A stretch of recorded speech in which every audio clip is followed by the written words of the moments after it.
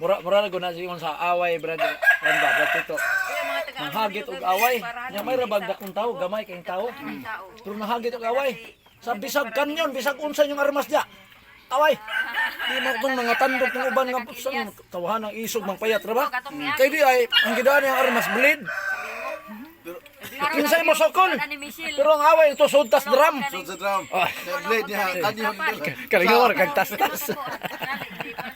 Ang light ko nga. Blade. Oh. Sud sa drum. Oh, sud sa drum. Mas tani mo sokol ah. Magtiyaw yung tuwar. Mabitaw ako sa social media. Kay daghan mga ikog baser sa social media sa akong mga reels.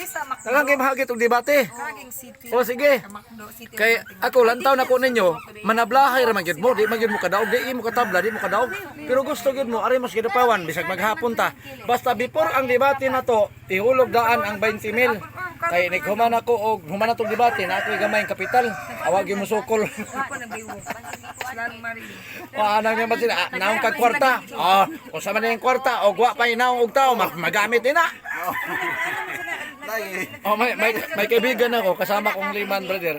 Sabi niya, brother, sino ba ang linyada mo ngayon, ibubuto mo ngayong eleksyon? Sabi ko, yung may pira. Ang reply siya sa akin siya, parang mukhang pira na tayo ngayon ah. Sabi ko ngayon, mali ka.